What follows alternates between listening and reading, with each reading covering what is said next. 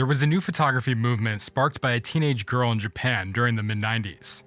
She was notable for taking the first selfie, embracing the look of newly affordable camera gear, and motivating tons of other girls like her at the time to capture their everyday lives by creating images.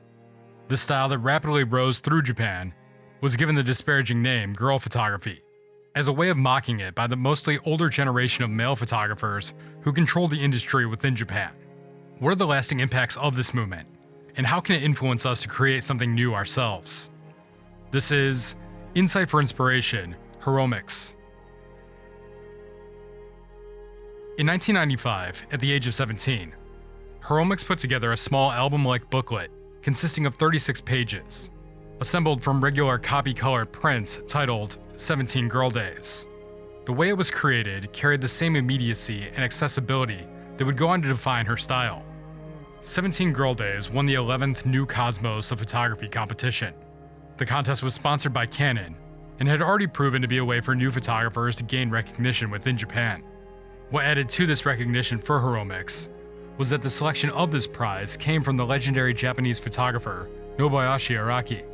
The award would prove to be the inciting incident that shaped this new form of photography within the country. Araki was clearly drawn to these images because in some ways, they extended his own lifelong, raw, personal style. His photos from decades earlier appealed to people for the same reasons. About these images, Araki has stated, "My photos are my diary, period." So the raw reality of what Hiromix was creating was in a lot of ways a rebranding of his style for a new generation, shown through new voices in ways that Araki could never do himself. In his own words, girls tend to hold nothing back. They let their feelings rule their actions. This can be seen in the photos that consist of flowers, records, posters on her bedroom wall, and the intimate self-portraits that all felt very real instead of staged. This girl photography movement sent a rippling effect through the photo world at the time that heavily impacted what came out of Japan. It also impacted so much of what has been produced on social media ever since, whether those who produce such images realize it or not. Since its images had an effectively proto-Instagram or even proto-MySpace feel, the kind of aesthetic that would be seen throughout social media that took over in the early 2000s. This type of look was shaped by affordable compact point-and-shoot digital cameras that started to be released in the early 1990s, as well as Japanese photo booths called Purikuro machines. These machines are found in arcades all over the country and allow users to do things like change the size of their eyes, put stickers all over the images, and add text overlays. The cheap cost of use made them incredibly popular, and they remain extremely popular to this day. Beyond the technology, Hiromix wasn't alone in shaping this movement. Yuri Nagashima's For My Friends from 1995 combined family, nudes, and beach days with zero shame. Mika Ninagawa, who was recently covered on this channel, turned to selfies, stylized still lifes, and extreme color palettes to shape her voice in the movement. Dozens of other girls flooded magazines with these types of images, but critics saw it as amateur trash.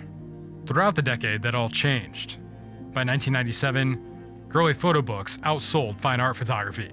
Galleries that once ignored them now catered to them. Hiromix led the movement, but many others followed. After garnering some attention, Hiromix continued to blow up in popularity. She became part of music videos, films, a solo record, and had a cameo in Lost in Translation.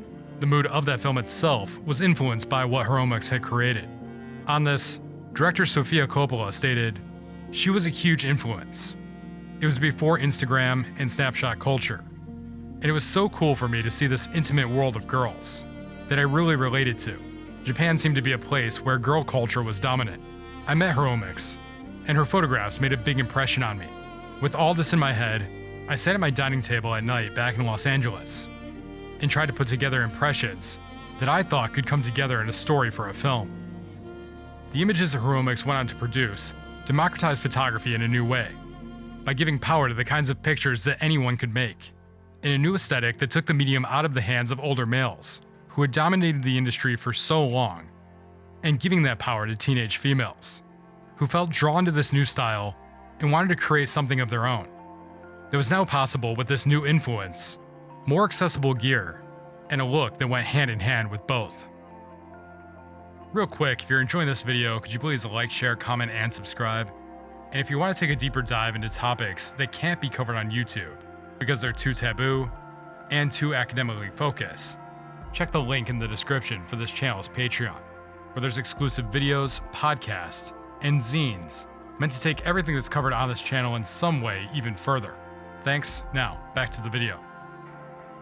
The year following her competition win, she released her first major photo book titled Girls Blue. This 122-image book was created from selects of over 30,000 images. Images that effectively work as a time capsule of youth culture in Japan at the time. Critics note that her snapshot techniques were fully intentional. She used mundane subjects, odd framing, and vibrant colors that defied professional norms. Which was exactly the point. There's no through line for the way that the images are sequenced either. And Hiromix herself claimed that they might not be understood by adults or children, and that her own generation were the ones meant to consume the work. The book Japanese Beauty from 1997 focused her snapshot images on friends, strangers, and the outside world. She also began to photograph professional models while retaining the style that she had become known for. Her book Hikari, that was released in the same year, continued the diary-like photo process she was known for, but with more attention to the look of the photos. The book, simply titled Hiromix from 97-98, was her first Western published book and introduced her to an international audience. Like Girls Blue, the book moves back and forth between self-portraits and loose snapshots of food, flowers, friends, and city streets, essentially carrying her Tokyo Diary aesthetic beyond Japan and into a global context. Hiromix's works came out in 2000, and it feels like a culmination of everything that she had built up to that point.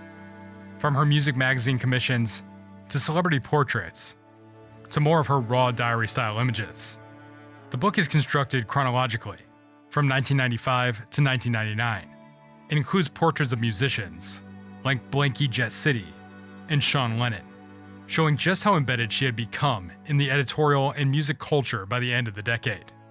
It won the Kimura Ihei Award, the highest photography honor in Japan, and she shared this honor with Yuri Nagashima and Mika Ninagawa, which effectively cemented girly photography inside the very institution that had once dismissed it.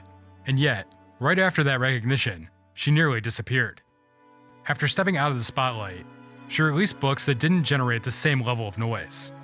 Hiromix Paris 97-98 came out in 2001, and carried her diary method overseas, documenting building facades, skies, supermarket food, and small fleeting moments during her trip to France.